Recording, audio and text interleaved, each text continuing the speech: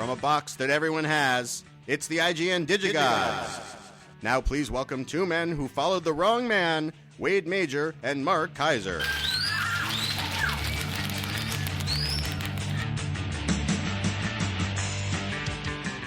Oh, Corey did... What was that reference all about? That was written by Luke Weber trying to mock me for not having any idea what that reference is. The wrong man. We actually, when we recorded that, we sat around forever, and I think we were all a little bit puzzled. Corey? I know the Running Man. Yeah. Sub-Zero! Now Plane Zero! Yeah. Mm-hmm. Ah! You like how I kind of slot it all in and have a conversation with Corey, even if he's not in the room? Don't give it away. You did that so well, and now you've ruined it. I know. Unbelievable. Anyway. Yes, right. Wade. So Ant-Man, $60 million. Yeah, kind of a disappointment, right? I think they expected a little bit more, but they did not expect 80 or 100. Yeah, I mean, they expected around 60s. It's minor Marvel. It is minor Marvel. There's no doubt about it. I think it was intentionally designed to lower expectations because every Marvel film of late has just been through the roof, and this was their way of, I think, saying, hey, we got some minor people, and we're still going to make money on them, and don't expect the sky to be the limit for every single one. Well, what's nice is that in the film, it's not about the fate of the world. There's no gigantic wormhole opening in the sky with It's just what it is. It's a heist film. They got Ant-Man's got to go steal something, and then he steals it, and then whatever, the movie's over. Yeah. I mean, which is refreshing. Yes, it is. I mean, they know that going in, that the fate of the universe is not. There's no Thanos. There's no aliens. There's nothing. Here's my question: will there be another Ant-Man? Is it going to be a franchise, no. Or is this just? I think he'll wind up in the other Marvel, the Avengers, and he'll show up in a Captain America film. I don't really see necessarily a franchise there. I don't either. Alex Rocco, man. I know. That sucks. He was shot in the eye. On not yesterday, but on film, yes. In The Godfather. Yeah. Oh, he's not just in The Godfather. He was a great voice on The Simpsons. He was. Very true. He's super cool. But he was not Moe on The Simpsons, even though he was Moe in The Godfather. Isn't that interesting? No, not really. No? He's just a guy doing his thing. Okay. All right. Because there is a Moe on The Simpsons, but... There is? Yeah. So what else we got? I mean, it's... we're not going to talk about Donald Trump. He's the best. Isn't he the most? Huffington Post. Did you hear what Huffington Post did? I think. Look, that's. It's the best. But it's tacky. What it basically, not that anyone accepts the Huffington Post as like a legitimate news source.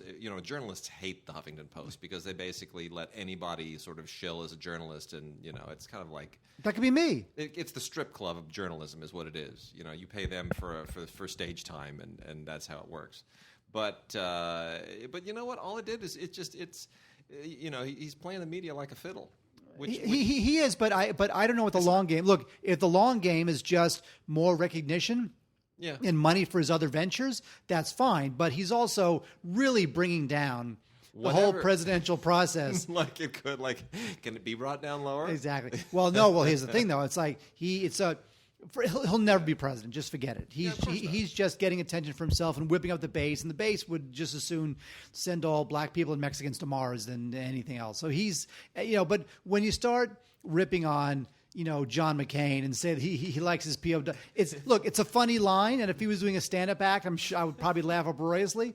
But in the context of a presidential campaign, it's just not only is he bringing himself down, but the GOP's got to worry because he's going to bring them down too. You know what? Our news cycle lasts for 14 seconds now. I guarantee you, by November, if he's even still in the race, people will have forgotten that he's in the race. It's just how our news cycle is. People forget things. They just forget. We forget everything. Well, now, thanks to him, it's more of a free-for-all than it always is. We even forgot what he was saying about Mexicans as soon as he said something about John McCain. That's how short our memory is. It's like, oh my gosh, Donald Trump said something about John McCain. What about things he said about Mexicans? I don't know. Did he say something? I don't know. Look, it's just we just forget things. We're a fickle people. Well, the one thing we didn't forget is talking about DVDs and Blu-rays because we got to do that, Wade. And you know what else is on right now? Start me up, yes. I'm gonna just blow through this little stack right here. You'll blow all right. I will. Thank you. And no pun intended. But boy, that really was a bad segue because you have no idea what I'm even going to talk about. This is a stack of gay and lesbian stuff, which I'm going to go through sort of in honor of Outfest, which is going on right now in L.A. So our good friend Alonzo, regular guest of the show at Christmas time, the expert on Christmas. Alonzo's one of the programmers over there, so a little shout out to Alonzo and Outfest. And a lot of this stuff, the whole subgenre of gay and lesbian film has evolved over the years. There's a lot of it that is still very sort of stereotypical, two hunky guys meet in a club and whatever. I'm not a gay man, so I'm not interested in any of the sort of intercultural things. I'm sure a lot of that has a certain appeal, but does it cross over is usually my question. A lot of this stuff is really interesting from a cultural standpoint. A lot of intercultural and multicultural stuff, which we will get to. On the less interesting end, I'll just get this out of the way, is a movie called Seek, which is about this is kind of the stereotypical thing. There's a gay guy, he's a newspaper writer, and he's doing a piece on a guy who basically promotes gay clubs and, fill in the rest. It's like, okay, that's unremarkable. A little more interesting is Eat With Me, which George Takei has a cameo in. Not a very good cameo, but it probably helped him get it made. This is actually an Asian family in this one, and a Chinese American gay man who has a restaurant, and the restaurant's about to go under, and it's all about how this leads to a very interesting change of relationship with his mom. So it's a mother-son thing. Monika Treit, the German filmmaker, always very interesting. This is Of Girls and Horses. Not one of her best films. This is from Wolf, but it's typically polished for all of her stuff. Basically about a girl who's a little bit of a rebel who is sent to a horse farm out in the middle of nowhere. And it turns into a love triangle of sorts, a lesbian love triangle. Again, not really challenging fare, but Monika Treit's always really interesting. She's got really good style. A movie also from Wolf called Tiger Orange. Tiger Orange is about a couple of guys, two brothers, who are both gay but went completely different directions. One of them went, the full-on urban gay lifestyle. The other one really lived his life very much in the closet and tried to sort of be more, live the more quote-unquote normal lifestyle of a heterosexual man, and it's about how they come back together after a certain crisis has happened to one and how that affects their evolution as brothers, their relationship, how they look back on their lives. Really quite interesting, very well written. This one is called Gerontophilia. Now, Mark, when you hear the word gerontophilia, what do you think? It's somebody who has a fetish for Geronimo. Okay. Gerontophilia. That's not what you thought I'd say. No, it's not. I thought you were actually going to go on and talk about fetish for old people, which is creepy enough. Nothing against old people, but old people should have fetishes for old people, not young people. In any case, that's exactly what this is, and it's described in its own press materials as a reverse gay Lolita. That's, in other words, a young gay man who has a thing for an older gay man when he goes to work at an assisted living facility, and he helps the old guy get out on the lam, and then they have a bit of a relationship. I would almost say it's more of a gay Harold and Maude, kind of. But either way, that's good. Yeah, well, it's not funny and clever like Harold and Maude, but it tries a little too hard. I'll say that it tries a little too hard to be shocking and unusual and eccentric, but it's well acted. Hidden Away takes place in is essentially a Spanish language film, and the thing here is there's a cultural angle to this, and I don't want to get too much into it because it gives a lot away. But it's interesting about it's essentially the evolution of a relationship between two young men of a certain cultural background, which you would not expect to see in a film of this sort. So I'm not sure how much more I can really say about it without sort of exposing it. But I'm surprised this hasn't gotten more notoriety than it has, because it really is kind of incendiary. From First Run is a film called Eastern Boys. They always have boys in the title. I wish they'd stop doing that, because it just plays to stereotypes. It's just Don't use boys in the title. Anyway, this one's a French film. Takes place at Gare du Nord, which is the northern train station in Paris. There's a whole bunch of train stations in Paris for those who've been there, and it's a relationship between an older French man and a young Ukrainian man, which starts off kind of as a sex for hire / crime thing, and becomes something very different. Not as good as it probably should be, but it's got its moments. And then the last two here, we got another one from First Run, She Must Be Seeing Things. This is kind of a big deal, actually. This was made in 1987, and it was kind of a crazy underground lesbian film at the time, and it sort of endured. It's very low budget. Essentially a story between two women, one who's a lawyer, one who's a filmmaker, and it all, in a very kind of minimalistic way, deals with their relationship as it disintegrates after one of them reads the other one's diaries.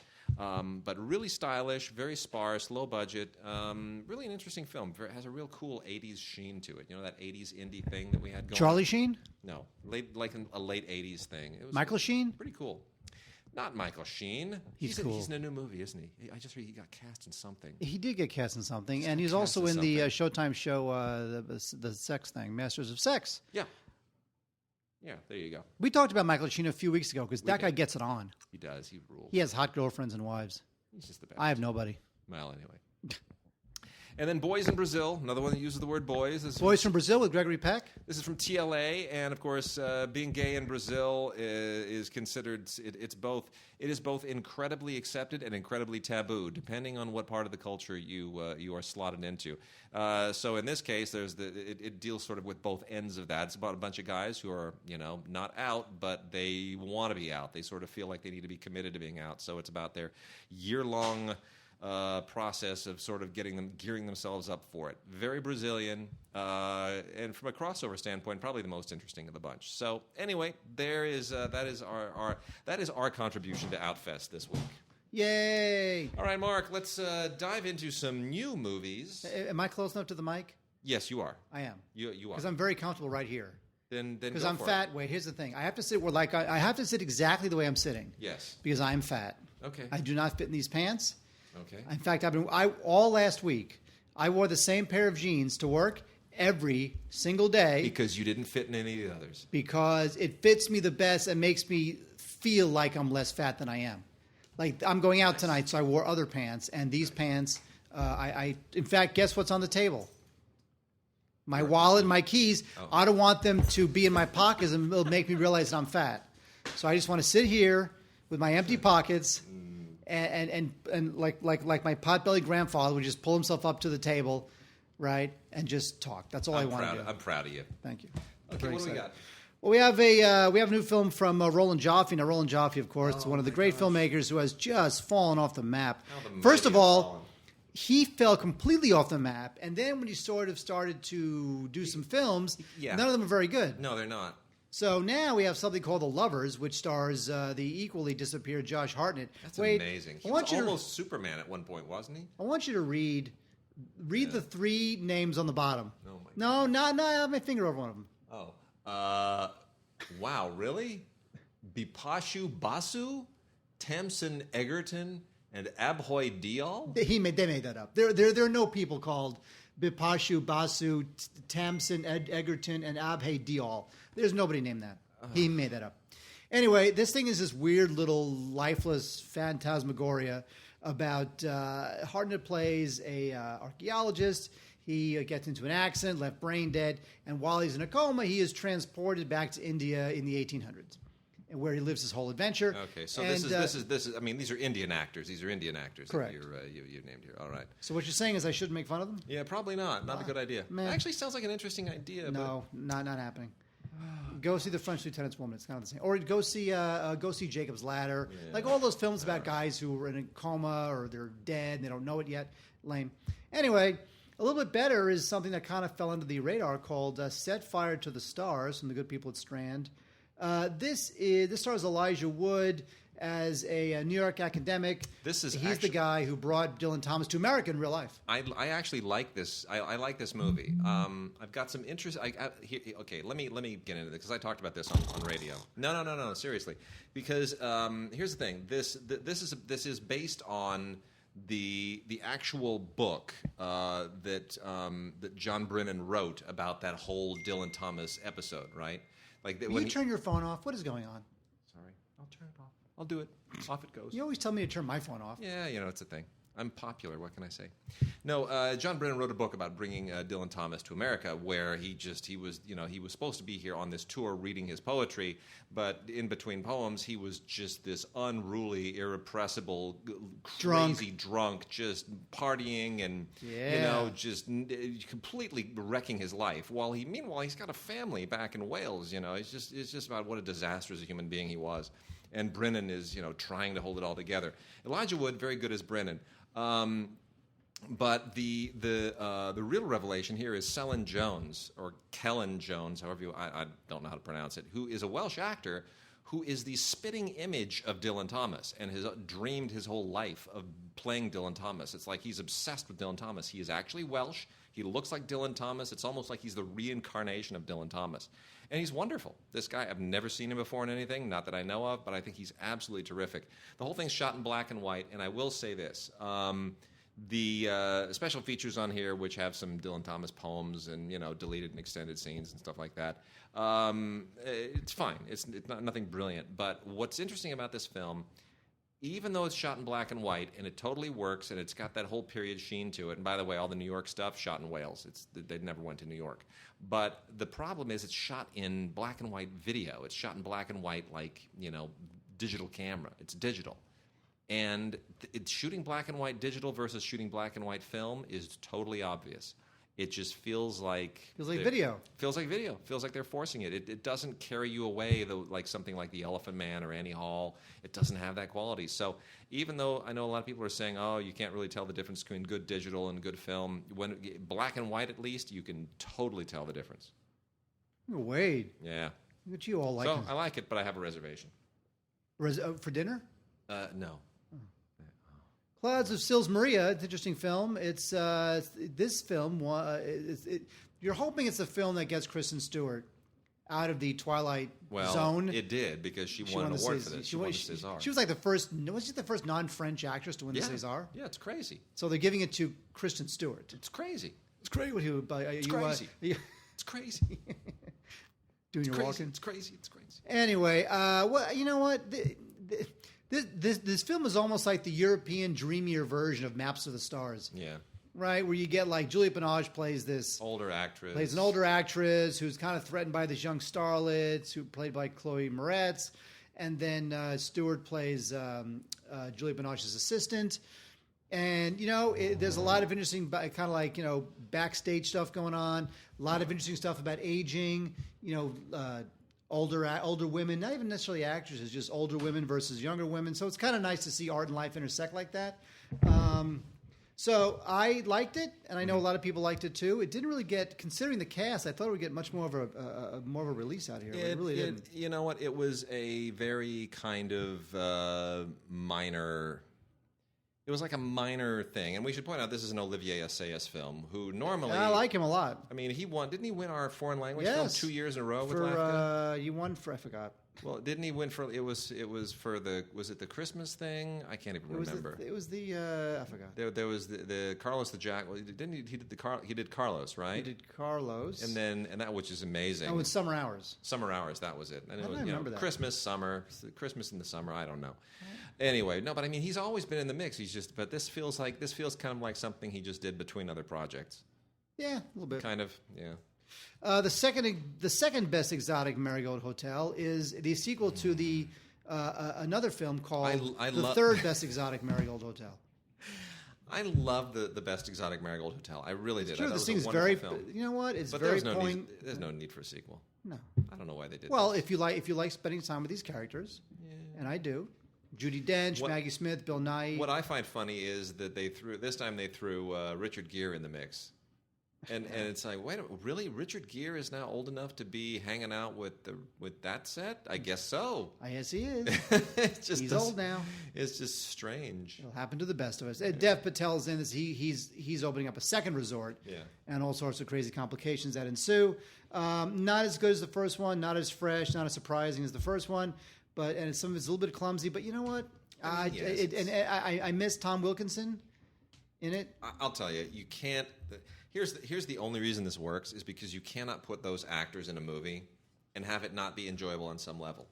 I mean, Judi Dench can show up in anything and it's watchable. Anything. How about What We Do in the Shadows? Yeah, not so much. That's kind of weird. This thing got a little bit of attention out of Sundance. Yeah, though. I think it's lame. What We Do in the Shadows is it's kind of a funky little comedy-ish, dark vampire thing. Yeah. You know, it's there are these vampires and they are all roommates and they're being filmed in New Zealand for a documentary. I mean, come on. I know. Here's the pitch. Okay, get this. A bunch of vampires are roommates and they're being filmed for a documentary in New Zealand. Wow. Here's $1.5 million. Get it done. Horrible. Can we cast one of the guys from Flight of the Conchords? You cannot. How about cast the funny one, Jermaine Clement? Can we put him in it? Will that make it worth shooting? You love that guy. I do. I think he's great, but he doesn't save this thing. No. He's the best thing about it, as he always is. But you know. I'm not going to talk about The Longest Ride because The Longest Ride is all about bull riding, and I'm against bull riding, and because I think it's a bunch of crap, and I don't know why we continue to do it. It's like bullfighting. What's the point? Well, why don't you just take the bull out and just shoot him? I mean, he's going to die anyway. We need to have a way of trying to turn Scott Eastwood into a star. No, we don't. Not crap like this. It's terrible. That's the only reason this movie got made. Is somebody said, "Hey, Clint Eastwood has got a son." Well, no, it's based on a Nicholas Sparks book. Yeah.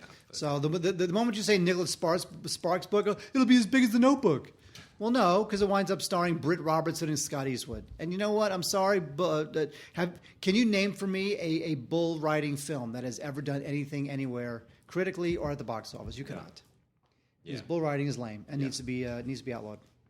I've never ridden a bull, so I don't really have opinions. I don't. I have not either because I don't want to see a bull strung together by its balls to make it angry, and then you jump on it and try to. Is that what they do to it? Yeah. Really? I think the bull gets angry. I just thought bulls were naturally angry. No. Oh. Can't Stand Losing You, Surviving the Police. I did not like this film, although I love the Police, and I love Sting, and I love the whole band. You know, the problem with the film is that it was narrated by Andy Summers, who, of course, was the guitarist for the Police. And, he just drones on, and it's kind of a little bit all about him. I wish somebody had sort of maybe taken a 5,000-foot view of the band and not just have Andy Summers do it. So I was not really that impressed with it. It is based on his book called One Train Later. So only really hardcore Police fans, which I'm very much a Police fan, and I was very much looking forward to seeing this. I just thought it just sort of droned on and on and on, and I was just not really that impressed with it. Not all that insightful. You do get a couple of stories, but again, the stories are all told through one person's point of view, and there's really no fun there. There's a lot of good bonus features. There's an audio commentary with Andy Summers. There's a Q&A video from the LA premiere and photo gallery and whatnot. So if you like the Police, which I do, you're going to have to like them a lot more to enjoy Can't Stand Losing You, not the definitive look at the Police. Mm-hmm. Wait, I have one more in my hand. It's called I couldn't get through this. You know what? Here's the thing. There's a band. They're called the Black Veil Brides. Yeah. And their Blu-ray is called Alive and Burning. Yeah. Let's face it. No one's gonna rent this. No one's gonna buy it. It's just terrible. Not our age. Not anybody's age. Who's heard of these people? How can these people warrant the Blu-ray? You know what? It's Alive and Burning. I mean, if that it's look, all the old death metal guys from the 80s are too old now, so somebody. So get this. I had my car repaired. Mm-hmm. Did I take on to an accident? No. What happened? Well, it's very embarrassing. And who'd you hit? Oh God, I would never hit somebody. How That'd be old is horrible. she? Huh? How old is she? Like hit on her or hit her? Well, both. Basically, it's a great way. This is very embarrassing. Mm-hmm. Essentially, it's a one-car accident. Me being the car, and I'm only saying this to all the listeners of the Digigods, none of whom will call the police. Yes. I didn't know I did it at the time. Yeah. Oh, here's the story. Oh dear. I'm making a right turn on a red light, and I make the right turn. Right turn on a red light. You can do that in California. Sure, you can. So I'm very Except upset. in Woody Allen movies. I'm very upset. You know, I'm agitated. I don't know why there's so much traffic on a Saturday morning. A lot of cars on the street on Ventura Boulevard. It's really pissing me off. So I decide to snake it and make that right turn on red light, even though there's a bunch of cars. Right. So I make the right turn gingerly, and I hear this noise, and I thought, did I just run over a bump? So I'm driving away. Yeah, not speeding away, just driving away. I look in my side mirror. There's no damage to my car. I look in my rearview mirror. There's nobody chasing after me saying, "Hey, man, you just ran over a baby." So I just figure, it's probably just a bump or something, or maybe I swipe the curb or something. Get out of my car. There's a huge 3-foot-long sheet metal gash between the back end of the door, the passenger side door, between the back end of the passenger side door through the wheel well, like Holy over the wheel cow. well. So that What was. did you hit? I believe I scraped a bus. I believe I scraped the corner of a bus as I went around, because it was a bus that I had to get around in order to make my right turn on red. So I think that I might have scraped the corner of the bus as I made my right turn on red. I can't say that I've ever heard of anything like that happening. Thank you. So $3,500. So the point being, I had to take my car in, $3,500, right? $3,500 freaking dollars. And get this, Mark the idiot, I have not been in an accident in 10 years. I just have not. So this is the first accident I've been in 10 years. I did not have rental car insurance as part of my car insurance. So I had to eat all of the rental car. Anyway, point being, where was this going? Oh, here's the thing. The guy who fixed my car, he was telling me about these rock and roll cruises. Yeah. They go out of Miami, and there's one next year or later this year going out of Hollywood. And in these rock and roll cruises, it's a 3-day cruise, and it's you and like literally 24 heavy metal bands from the 80s. Yeah. And it's like Dokken and Queensryche and all these bands that had 3 hits back in the day. Yeah. And they all go on this cruise with you. There's 4 stages on this cruise ship. And everybody goes on the cruise ship, and there's 4 stages, and all these bands, like Extreme, they all go on this cruise, and it's very exciting. Very nice. How do we get in? So that brings us to Dokken. I somehow That's reminded quite a you of- detour we just that took. reminded you of Dokken by talking about Black Veil Brides alive and burning. All right, let's move There- on. yeah, I've wasted nice. 5 minutes, Wade. Yeah, it's I wasted 5 minutes talking about this. sweet. Wade, let's move Their on. first ever recorded live performance. That's pretty great, right here in LA, during their successful Black Mass tour. Sweet. Well, whatever you say. All right, let me kick through some classical stuff. The Waltz King by Johann Strauss, in a wonderful performance from 2011 on this import from Naxos, which is really pretty great. I'm a huge fan of anything Strauss, any waltz. And this is from the choir and ballet Der Seefetspiele Morbisch. No idea who they are, where they are, but they do a wonderful job. It's just great music. Anything Strauss, anything Waltz. And the Waltz King is just an absolute delight. And then the Donizetti opera Maria di Rohan, which I was otherwise unfamiliar with. What, Wade? Yeah, in a great performance, also from 2011, recorded at the Teatro Donizetti in Bergamo. Oh, I've been there. Every single little town in Italy has a world-class opera. Kid you not. It's crazy. Every one of them. It's crazy. It's crazy. It's crazy. It's my Chevy Chase. I rewatched Animal House last night, the whole thing. Did you really? Yes, I Does it hold rewatched up? it. So I went to this family party last night. The only thing that I remember really liking about that is Belushi when he does his little sideways jump each direction, and then that still slays me. It was a family thing, and for some reason the adults, not me, wanted to watch Not that I don't love Animal House, but the adults wanted to watch Animal House, even though this party included a 13-year-old and 2 16-year-olds. Now, Animal House, I don't know if maybe you've just seen Animal House on TV, but let me say something. Animal House, it is rated R. Yeah. And there's a reason for that. So let's just say that the 13-year-old needed to have her eyes covered when they came out with the sex toys. By the way, Animal House, Yeah. really good. It can use about 10 minutes taken out of it. Probably. It doesn't have the pacing of a modern comedy, which we're Sure. almost not used to it anymore. Yeah. You know, like stuff happens. There's establishing shots and scenes take a couple minutes to play out. You can't do that anymore. By the way, speaking of modern comedies, do you see Trainwreck? Trainwreck, not yet. Hilarious. I hear really mixed. So funny.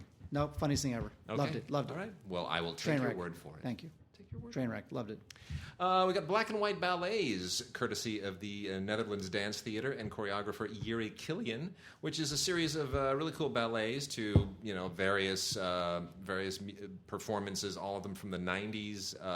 You got Bach and Mozart and Weber, and it's great stuff. You're really seeing this if you're a Yuri Killian fan.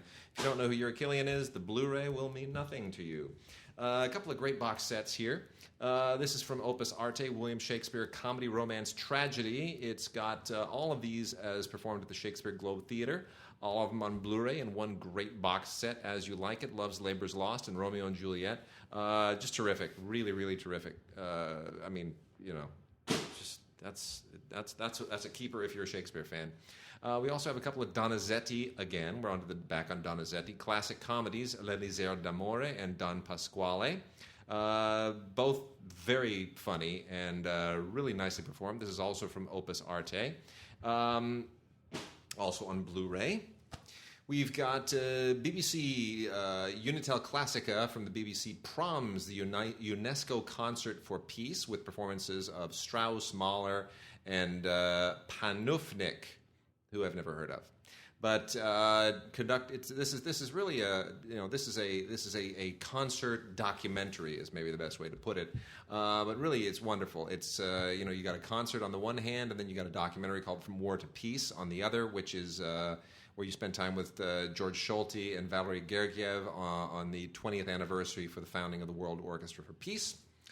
And then the last four here, the ongoing Mahler set from C Major and Unitel Classica. This is Mahler Symphonies 9 and 10, conducted by Paavo Järvi, the Finnish... Pavel Chekhov? Paavo Järvi, the Finnish conductor for the Frankfurt Radio Oh, he's Symphony finished Orchestra. All right.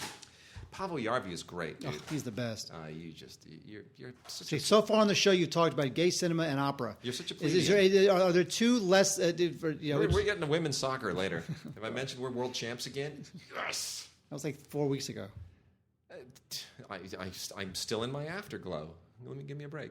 Richard Strauss performed at the Teatro Massimo. Feuersnot. You want to make a joke about that? Fire snot, you got Too some easy. snot joke? Too easy. Too easy. Okay. That's really good if you're a Richard Strauss fan. And then the last two Blu-rays, Mark Morris dance group, L'Allegro, Il Penseroso ed Il Moderato. How's that for mutilating the Italian language? Choreography by Mark Morris, music by Handel, all performed again at the Teatro Real. Beautiful. This is in Madrid, of course, and really just fantastic choreography, beautifully done, beautiful lighting and stage direction, the whole thing. And then once more, back to the Netherlands Dance Theater and Yuri Killian. This is from Art House Music. This is Sinfonietta, Symphony in D, and Stamping Ground. More just terrific dancing, for fans of Killian. Can't get it just doesn't get any better. I'm a fan of Killian. I thought you would be. Killian's like a great name for like a villain in a film. There's been a film with a guy named Killian. Yes. I know there has. Yes, of course there has. My Beautiful Laundrette, directed by Stephen Frears. It's a great film, a landmark film of British cinema in the mid 80s. As long as we're on the Outfest gay thing, because that's essentially, this was one of the first breakthrough new queer cinema type films. Even though it's not technically part of that new queer cinema scene, it really was sort of part of that moment. So good. Yeah. Daniel Day-Lewis, folks, this is his breakout role. He plays a skinhead, and he's hanging out with this Pakistani guy from South London. Decides to open up a laundromat so that his family will be proud of him. And it's a comedy, it's a love story, it's a slice of life in London in the mid '80s. This thing was really, I don't know if I'd call it transgressive, but it was definitely, I don't know, I think you can probably call this a little bit transgressive at the time. It was. Don't you think? I mean, there's a lot of social realism in here, but it's still funny. And it's great. And Stephen Frears, he for 30 years, that guy has just been the best, man. That guy, I mean, so you literally have to look at now, okay, not that every Stephen Frears film is as good as this director I'm about to mention. Yeah. When it comes quality output over the years, Billy Wilder is Again, not that he's done super classics like Billy Wilder, but in terms of just like constant quality output over the decades, you don't get much better. You don't. Frears, look, he's had his hits and misses like anybody else, but it's just a work as a craftsman, you know? He doesn't really like talking about what he does because he doesn't like the awards or anything. To him, it's like he gets up and he goes to work and he makes movies and then he goes home and, you know, he has TV dinner and whatever.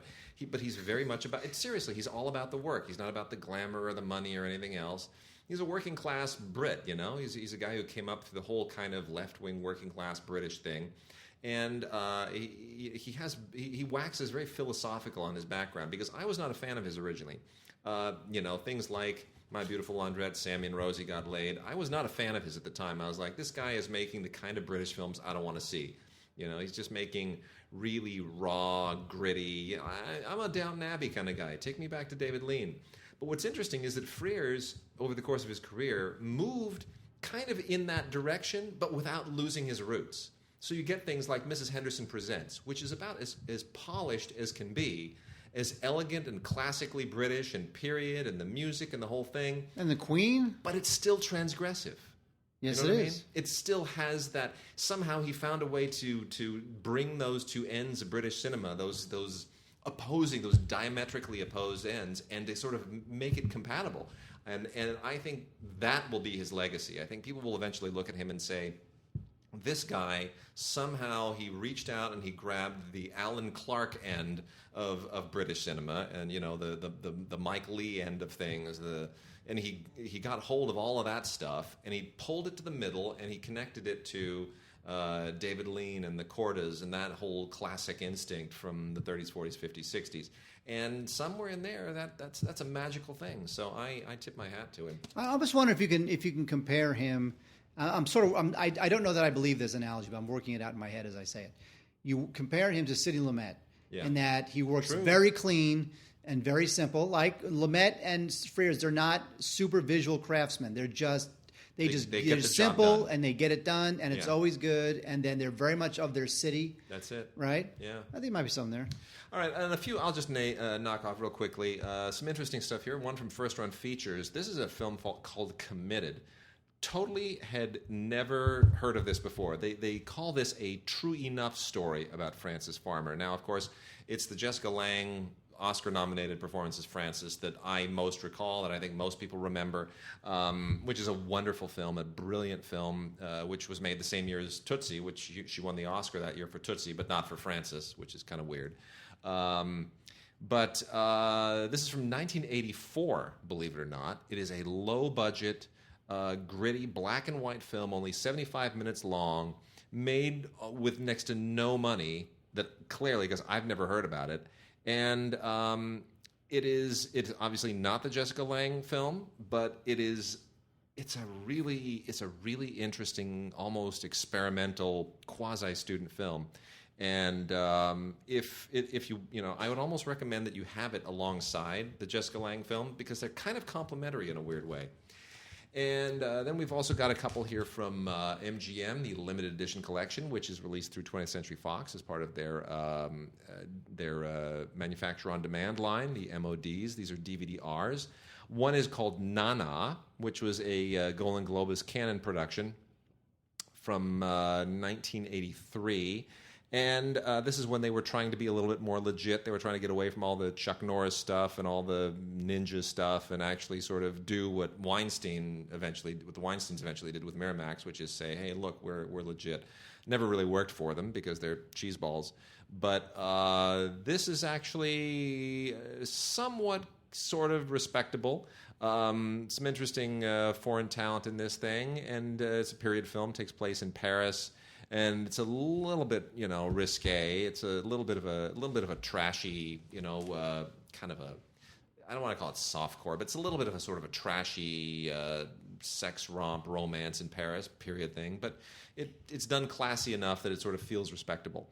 And then this thing is completely just freaked out. This is from 1990. It's a movie called Mom, which was produced by Cassian Elwes, who, of course, is Carrie Elwes' brother and a big agent in town and now a producer. Was an agent for a long time. Now he's kind of an independent producer. This is just completely off the wall. This is a monster movie of the most bizarre type. This is about an old woman who lives in a shoe? No. This is about an old woman. Who lives in a shoe? Mom. She's mom. She's an old woman who is essentially a cannibalistic monster. What mother isn't? You know, and it's the whole angle is through is her relationship with her son, and I'm not quite sure how to actually explain this whole thing because you know, he loves her. He doesn't want to see her like destroyed because she's a threat to humanity, but she must be. It's very weird, tongue-in-cheek, kind of quasi-exploitation film stuff. Written and directed by a guy named Patrick Rand, who honestly has done nothing since, and I think that probably has a lot. This has a lot to do with it. Wade, there was a movie. The Q Men, the D Women. I like the X-Men films. I think they're not the third one. Which one was that?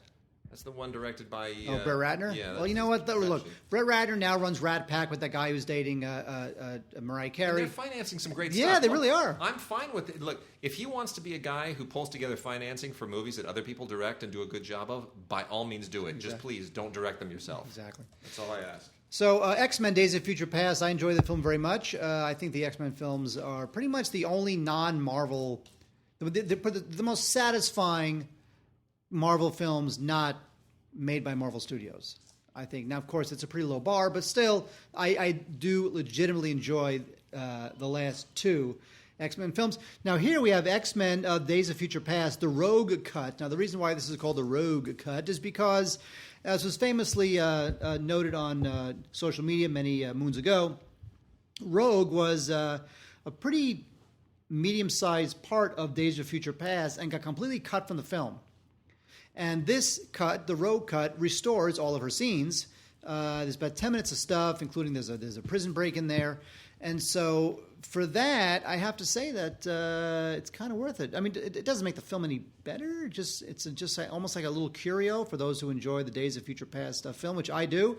So I don't know that I found the new scenes great because it was new stuff that I hadn't seen before, and it was nice to see Anna Paquin, get some love finally after being cut. And there was a lot of controversy as to why she was cut. Bryan Singer had originally said there was only one scene, but it turns out that there's a lot more than one scene in this Rogue Cut. So I don't know what Bryan Singer was talking about. Maybe trying to put a spin on it. So otherwise, it's the same film and a good film. There's 2 discs here. The second disc contains a 9-part making of documentary. And it's good stuff. I recommend X-Men Days of Future Past, the Rogue Cut.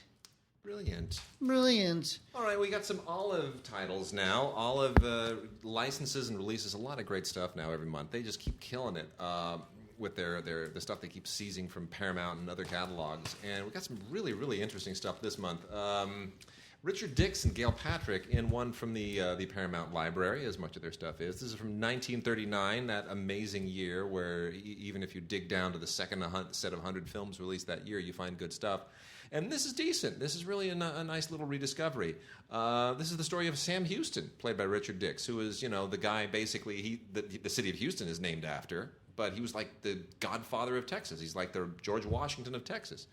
And this is based on an actual Pulitzer Prize-winning biography that was written by Morris James, and it's a very good one. This thing could easily have been, one of the top 10 films of any other year if it weren't 1939. And then, Sterling Hayden. My mother was quite nearly Sterling Hayden's nanny at a certain point, and until my father, who she was then dating, said, he's a little unstable. And so that didn't happen, fortunately for me. Anyway, 1955, a Sterling Hayden movie called The Eternal Sea.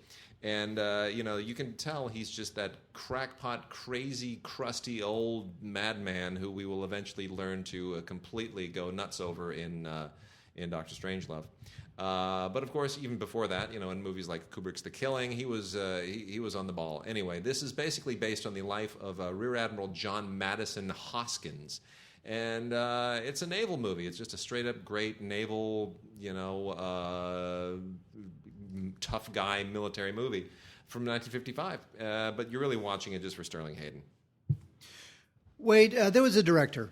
His name was John Sayles. Where has he gone? I don't know. He's horrible. The 80s and the 90s, especially up to about, prior to 2000, honestly, until George W. Bush became president, he was making great movies. And then somehow... Coincidence? I think not. No, the Bush presidency got him so off kilter that he hasn't made a good movie since. You know what? His films have become just these harangues about liberal this and Bush that and coal mining, union crap. He's insufferable. He's gone completely insufferable. But before all that happened, you had Baby It's You. And Baby It's You, written and directed by John Sayles, produced by Griffin Dunn. This is with Rosanna Arquette and Vincent Spano. And, it's this romantic drama. It takes place in New Jersey in the 60s. And, it's this girl who's drawn to this blue-collar kind of a tough guy, bad boy, and it's played by Spano. It's a sweet film. Really love this movie. Although, you know what, I have to say, I did rewatch Return of the Secaucus 7. Return of the Secaucus 7 was sort of the big chill of its day. But that movie does not hold up. No, because Big Chill holds up. The Big Chill holds up, but the Return of the Secaucus 7, he shot on 16 millimeter in like a day and a half with a crew of 3 people. Yes. I mean, it was the ultimate indie at the time, and that was before you had digital cameras and any of that stuff. And people were like, "Wow, you really? How'd you throw this together?" Because movies cost money. Now they don't really cost money. Now you can take your iPhone out and make a movie in a day and a half and it costs nothing. So at the time that was a big deal. Here's a very interesting failure from Frank Pearson. Frank Pearson, very famous screenwriter. Used to be a neighbor. Huh? Used to be a neighbor. I'd see him like every 2 or 3 days. Dog Day Afternoon. Yeah. Used to see Frank Pearson all the time. He's a man. All the time. Yep, he's great. Yeah, he was president of the Writers Guild for a long. Wasn't he president of the Writers Guild for a long time? Yeah. Anyway, this is a film called King of the Gypsies. This film was from 1978, and it's all about the gypsy community and the criminal goings-on in the gypsy community. Very interesting film, shot by Sven Nykvist. Eric Roberts makes his film debut. Get this cast. This is 1978. Get the cast. Susan Sarandon, Annie Potts from Ghostbusters, Annette O'Toole, Brooke Shields, and, ladies and gentlemen, Sterling Hayden. Just can't get enough of our Sterling Hayden. Along with Shelley Winters. Nice. Anyway, King of the Gypsies, again, it's all about the gypsy underworld. And, I did like this film. I think it's this might be due for a rediscovery. It's interesting. I mean, I don't know. Eric Roberts had a moment there. Go ahead. Finish that one. Wait, I'm talking. Go ahead. Sorry. Did not mean to interrupt you. Unbelievable. The hell. Jerry Schatzberg, who was a noted director from the 70s, he tried to keep his career going into the late 80s with a little movie called Street Smart. This movie kind of had a little thing going on at the time. People talked about it. Yeah. Christopher Reeve, he plays a magazine reporter, and he makes up a story about prostitution that winds up like reinvigorating his career. Mm-hmm. And so there's, one of the pimps that he wrote about, played by Morgan Freeman. The two of them sort of collide. A lot of drama there. Won't give it away because it's actually really good. It needs to be rediscovered. Jerry Schatzberg directed Panic in Needle Park, right, with Al Pacino. Yeah, great film. And a lot of good films like that from the era. Schatzberg, you know what? This movie is sort of known more as the movie that made people stand up and take notice of Morgan Freeman. He got his first Oscar nomination out of this.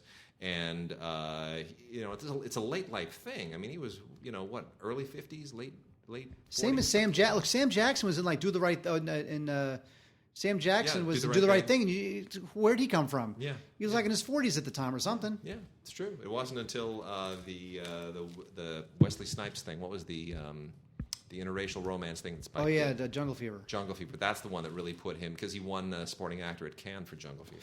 So. Two more. I got from Martin Campbell, a director who I do enjoy. I like his action stuff. However, this one is a little bit more subdued. This is a little thing called Criminal Law, which from 1989. This is one of those films that studios like Orion in the late 80s or mid 80s, early 90s. They made 1,000 of these sorts of films. But it's got a good cast, Gary Oldman and Kevin Bacon. Gary Oldman plays this Boston attorney, and he's got a wealthy client in a murder case, and kind of all goes from there. Again, all these films used to star like Bruce Willis and Kim Basinger and Alec Baldwin. They made a million of these things. Is this one any better? Not really. Written by Mark Kasdan, that's kind of cool. But otherwise, if you like Martin Campbell, and I do like Martin Campbell, his action stuff like Casino Royale and GoldenEye, the James Bond stuff is much better than this. Sweet. Finally, we have Wild Thing. It makes my heart sing. Of course it does. Anyway, it's kind of an updated Tarzan story, a little bit silly. Kathleen Quinlan stars as obviously Jane. Kathleen Quinlan. I know. She used to date Al Pacino. Really? Yeah. I used to think she was cute. She was cute in Twilight Zone the movie, wasn't she? In remember that? Yeah, she plays the guy with the cornfield guy. Yeah. The cornfield guy. The cornfield kid. I'm going to send you to the cornfield. No. Anyway, That was Kathleen the Joe Quinlan Dante one. yes, it was, plays Jane, and she winds up being attracted to this guy called the Wild Thing, played by Robert Nepper, who's like, I don't know, never heard of him again.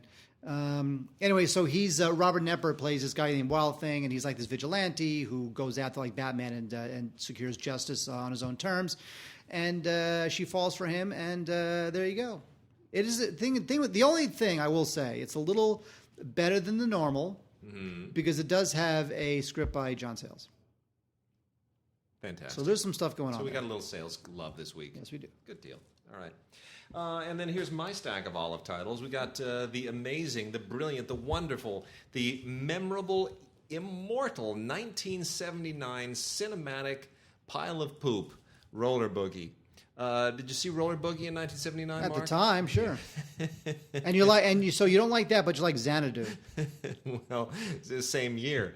They came out basically the same year. Xanadu's 1980. Xanadu's awesome. This is just terrible. Jim Bray, who's like this real-life roller boogie guy who had some notoriety that lasted really about as long as his rainbow suspenders. He stars with Linda Blair, who can't roller skate to save her life, in this very, very silly romantic comedy that is nothing in here makes sense. I mean, it's absurd top to bottom. The whole, she's going to Juilliard to be a classical musician, and he's a roller boogie dude, and the rest of it is just how he liberates her. Oh, it's a rock and roll disco, and I love the music, but my goodness, it's an embarrassing film.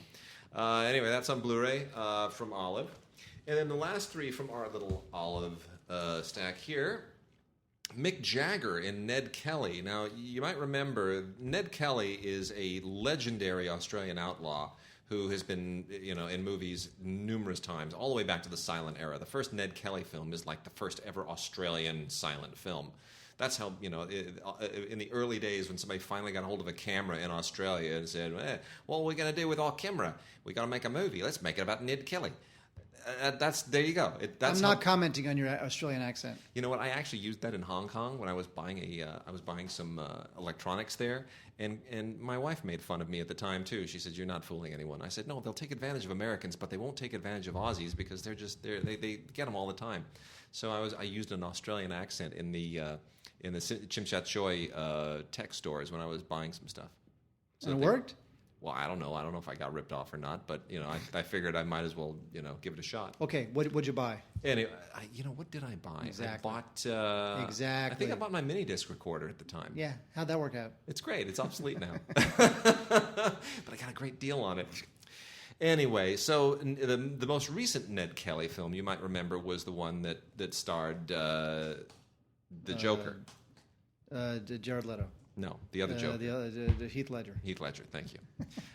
Heath Ledger played Ned Kelly in a fairly recent film, and before he was the Joker, obviously. But this one is a Tony Richardson film with Mick Jagger, which tells you it's a little bit tweaked, and it is. It's got that whole angry young man British thing going, and this was made in 1970, so it's a little psychedelic and weird and funky in ways that just you would never imagine would make any sense. Music by Waylon Jennings. It's interesting. It dates in a very strange way, but it's interesting. So anything Tony Richardson, anything Mick Jagger is certainly worth checking out. Adventures of Captain Fabian with Errol Flynn is Errol Flynn in 1951, desperately sort of trying to be the swashbuckler that he once was, And this is set in 1860 New Orleans. He is not the man that he was in the 30s, make no mistake about it. But he gives it a good shot. He still has those rugged good looks, and it's not bad. Vincent Price is also in this thing, as is Agnes Moorehead. And, it's a nice backdrop. It's just too bad that you look at him and you just go, you know what, it's just not working for me anymore. And then lastly, Hell's 5 Hours is a pretty decent noir from 1958 with Vic Morrow, very young Vic Morrow, as long as we're talking about people who were in Twilight Zone. And I'd say if you're a noir fan, it's certainly worth a rental at least, maybe even worth having on the shelf. It's got a real gritty kind of 50s crime thing going on. So that's also a Paramount film from back in the day. Written, directed by a guy named Jack Copeland, who I'm only vaguely familiar with, kind of a semi-minor director of the day. And then we got a few films from Twilight Time here, who has a great batch this month. Really an unbelievable bunch. These films, of course, are available at screenarchives.com, and they are limited releases. There's only 3,000 copies apiece of each Blu-ray, and they all come with isolated scores. And that, for me, is a big deal on this one, which is The Fabulous Baker Boys, which I love this movie. It's a great film. Unreservedly love this film. I agree, 100%. I love this film. Love it too. For the life of me, I don't know why Steve Kloves has not really had a career. Because he wrote all the Harry Potter crap. I know, but he didn't direct them. I know. He's done nothing of his own. I mean, he's just become like a screenwriter for hire. I know. And it's like, no, make a movie like this again, I would know. you please? So good. Please. Love it. Be that guy. He was supposed to be an auteur, an American auteur. Nope. And he's just, come on. I mean, come on. I love this film. Great film. The Bridges brothers, Michelle Pfeiffer in a red dress on a piano. I know. Can't beat it. It's the best. This movie is so good. I love it. It's on Blu-ray. I could not be happier. Great special features, the isolated score and effects track, a great audio commentary with Clovis and Julie Kirgo and Nick Redman as film historians. Also a commentary with Michael Ballhaus, the cinematographer, deleted scenes, and a trailer. Must own this one. A great little film starring Peter Sellers from back in the day. This is The World of Henry Orient. This was directed by George Roy Hill, who, of course, did Butch Cassidy and the Sundance Kid and World According to Garp. A lot of films like that. But this stars Peter Sellers. Anyway, it's adapted from a book. It's kind of a comic drama, right? Yeah. So it's about these two Manhattan schoolgirls, and they wind up having a crush on this pianist. Don't go there. Yeah. This pianist, and he's played by Peter Sellers. And Peter Sellers is hilarious. He's arrogant. He's funny. He's a horrible pianist, and he's just great. It's such a great character, and these girls, in interacting with these two girls, sort of draws out the characters. You get a real sense of what Henry Orient is like, and where he grew up, and what he's all about. So I cannot recommend enough The World of Henry Orient. If you are not familiar with Peter Sellers, or if you're only familiar with him through the Inspector Clouseau films, I would definitely check out The World of Henry Orient. It is just a really sassy, cool, funny, droll, hilarious, weird, little cool film. Love it. World of Henry Orient. Thank you, Twilight Time. And 3 more from Twilight Time, all of them just absolutely superb. Julie Kirgo and Nick Redman also do a commentary on this one, which is great. I mean, it's really great. This is A Month in the Country. Everybody's forgotten about A Month in the Country. I got this, and I was like, oh my gosh, that's right. Back in 1987, when I didn't know who either of them were, Kenneth Branagh and... Melly Mel Steve? No, Kenneth Branagh and Colin Firth were in a movie together. Like they played World War I veterans in a movie together. I'm like, oh my gosh, Colin Firth and Kenneth Branagh were in a movie together. And somehow that was like, it hit me like a revelation again. I'd just totally forgotten it. They're both wonderful. I mean, nobody really, they were sort of off the grid. I mean, they were on the grid in England. They were off the grid here. Everybody, they were kind of coming out of a certain hot young actor scene there. And it's just lovely. I mean, it really is lovely. So this is definitely worth checking out. Classic from 1987, directed by Pat O'Connor. I am so thrilled that this movie's out. The Best of Everything has really fallen off of everybody's track. off of everybody's roadmap in recent years. This is a wonderful, wonderful, wonderful classic Jean Negulescu film that was one of the early and very rare acting endeavors for Robert Evans. He shows up in this thing as an actor, and he's okay, But you're like, make that man a studio chief, get him off the screen. No, this is a lot of fun. This takes place in a 1950s era publishing house where Joan Crawford is the absolutely horrible boss over 3 young women, played by Hope Lang, Diane Baker, and Susie Parker, and it's just a wonderful slice of 1950s kind of kitsch style, done beautifully with a great Alfred Newman score, which of course you get as an isolated score track. Really great, and Rona Jaffe and Sylvia Stoddard do the audio commentary here. Rona Jaffe, of course, who wrote the novel that this is based on. But the score, the Newman score, is just classic 1950 stuff. It's great. And then the last one of my favorite films of the last 30 or some odd years, I would have to say, Places in the Heart, which I just think is an absolutely wonderful film, the Robert Benton classic, with Sally Field and then very unknown John Malkovich and Danny Glover, who both just really just lit up the screen beautifully. John Malkovich playing blind and doing a great job of it. Robert Benton, of course, was sort of in his prime. This was not too many years after Kramer versus Kramer, and this is just a beautiful film. Absolutely wonderful. Nestor Almendros, the great Spanish cinematographer, just absolutely cleans the screen brilliantly. And edited, I would point out, by the amazing Carol Littleton, who, of course, also cut E.T., one of the great editors of all time. So this is a classic isolated score track. Audio commentary with Sally Field and Nick Redman, which is wonderful, and a beautiful Blu-ray transfer. So thank you, Twilight Time. Hooray! Twilight Time is just, they're knocking it out of the park here. Best of British comedy, Wade. If you like British comedy, this is a good one. Wish it was on Blu-ray, though. But it's got a bunch of people like Dudley Moore, Peter Sellers, Benny Hill, John Cleese, Peter Cook, Spike Milligan. I have to say that I'm going to say this, Wade. I'm just, maybe I'm just in a bad mood today. British humor, lame. Oh, no. It's all lame. No. You know what? I've decided that... You're not a Fawlty Towers fan? I've decided that... I've never seen it. Uh-huh. I've decided that Monty Python is stupid. Okay, I get it. The parrot's dead. It's dead. It's not dead. Who cares? No. Who cares? No. Yes. Yes. No, it's great. No, it's not. What's is. Great about it? Governor, and then he just laughs. Burglar. Who is it? It's a burglar. No, you're not. You're a salesman. You're going to try and sell me something. No, I'm a burglar, I promise. Just let me in, I'll take a few things, and I'll be gone, out of your way. No, you're not. You're a burglar. You're trying to sell me something. No, just let me in. I promise you I'm not. All right. Hi, I am a salesman. I'm sorry. Come on, that's funny. It takes about 30 seconds, and it's hilarious. All right, that's funny. Anyway, 3 hours of stuff from across the pond. So really, if you love British humor, you can't beat the best of British comedy from the good folks at Mill Creek. We also have the 70th anniversary of A Song to Remember. This is... So weird. This was never one of my favorite black and white ditties, but it does have a good cast. Paul Muni and Merle Oberon. Ask your grandparents. Mm-hmm. Cornel Wilde plays Frédéric Chopin. So it's a biopic of Frédéric Chopin. And you know what? I'm sure Frédéric Chopin led a very interesting life, but he did not make for a very interesting film. It was nominated for 6 Oscars, I have to say, but not for film. So there you go. There you go.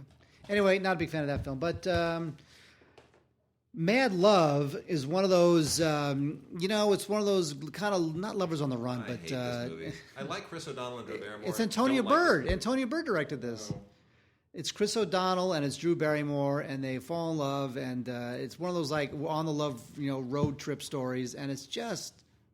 All you need to know about how stupid this film is just the cover. Look at Drew Barrymore...